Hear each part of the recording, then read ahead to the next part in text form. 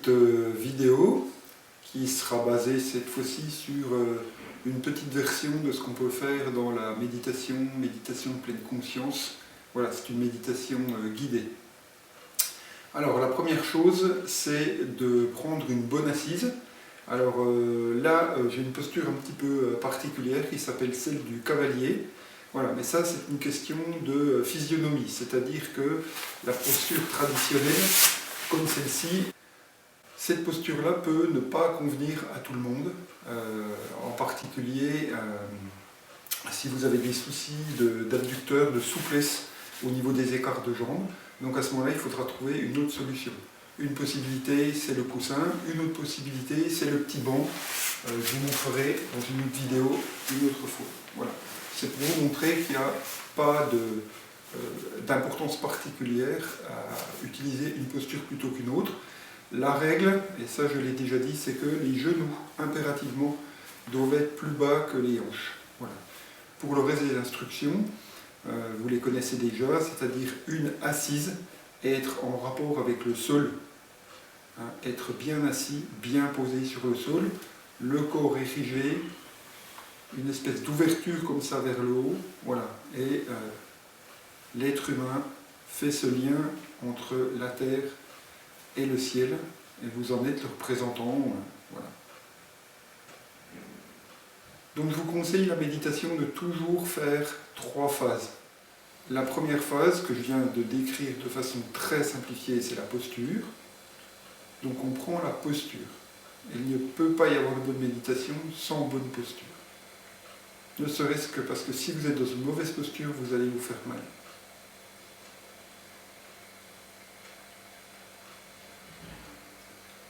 La deuxième chose, c'est de prendre conscience que la seule chose qui reste en mouvement, c'est votre souffle. Alors soit que vous le sentez là, soit que vous le sentez au niveau du ventre. Très important, on ne contrôle pas le souffle dans la méditation. Ce n'est ni de la sophrologie, ni du yoga, ni d'autres techniques. En méditation, juste dans cette deuxième phase, vous prenez conscience du souffle, là où il est, comme il est. On ne change rien.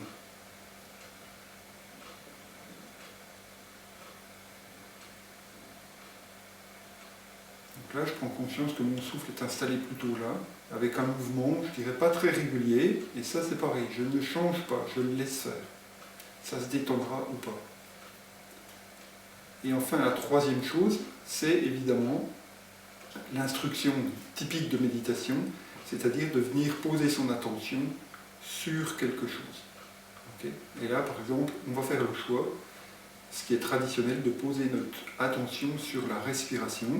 Et ce que je vous conseille, notamment pour les débutants, mais même après, moi je le fais encore très souvent, c'est très aidant, c'est d'aller sur, si vous respirez par le nez, la base du nez, le petit triangle qui est là, et on va sentir l'air qui rentre et qui sort, il y a un petit échange température et sensation, et on va mettre son attention là. Si vous n'êtes pas à l'aise avec respiration sur le nez, c'est le petit creux au niveau de la bouche. Okay ? Et c'est pas important, il n'y a pas besoin de beaucoup. Donc, comme vous êtes à l'aise, vous faites le choix. Posture,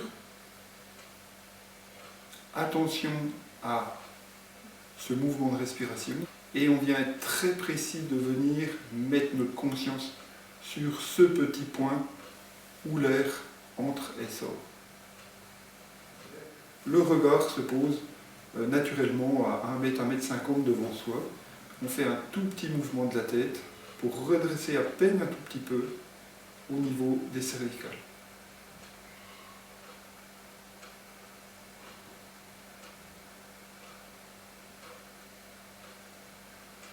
Et donc maintenant, l'exercice, c'est de venir inlassablement mettre l'attention, remettre l'attention, la conscience sur la base de mon nez ou le petit espace au niveau de mes lèvres.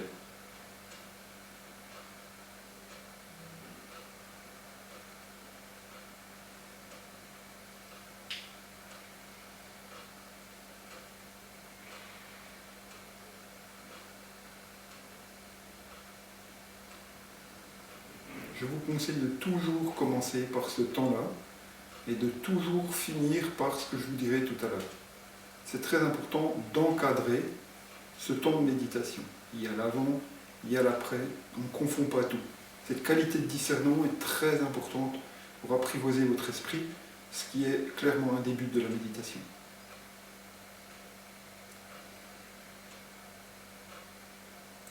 Et donc on va choisir des supports un petit peu plus faciles.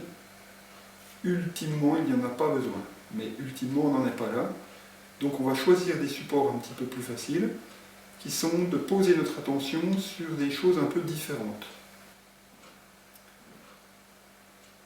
Et cette fois, on va abandonner cette présence de la conscience sur le souffle et on va la baser sur les sons. C'est un exercice que j'invite souvent à faire dans le groupe de méditation que j'ai encadré pendant 8 ans. J'ai fait une pause cette année, mais je reprendrai l'année prochaine. On met maintenant notre attention sur les sons.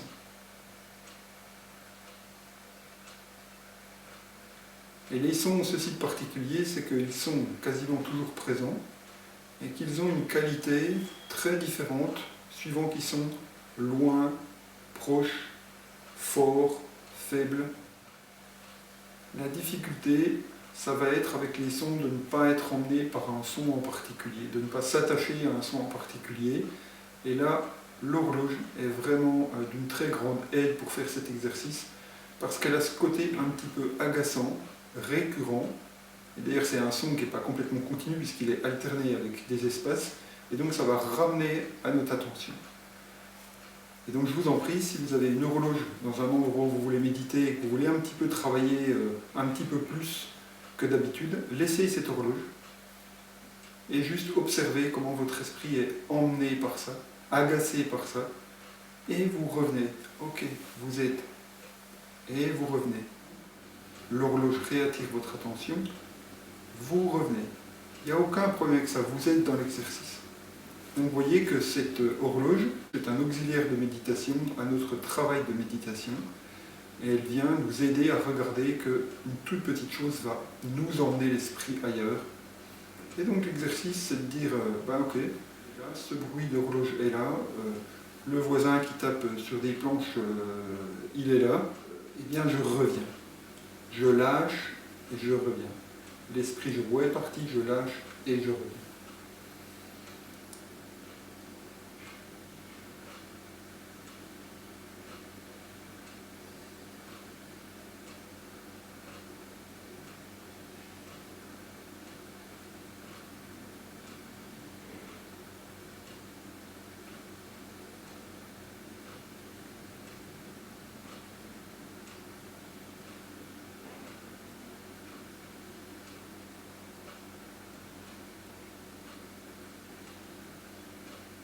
Voilà, donc évidemment, le temps que vous consacrez au silence et à la méditation sans commentaire doit être plus long que celui que je vous montre ici, mais c'est pour ne pas alourdir le temps de la vidéo. Et maintenant, je vais faire la sortie. La sortie veut dire qu'on s'est donné un temps, et ça, je vous invite vraiment à faire ça. C'est vous dire, j'ai peut-être que 10 minutes, peut-être qu'un quart d'heure, mais je me tiens à ça. Jamais plus, jamais moins. Je vous donne vraiment un truc. Parce que sinon, vous verrez, c'est beaucoup plus difficile.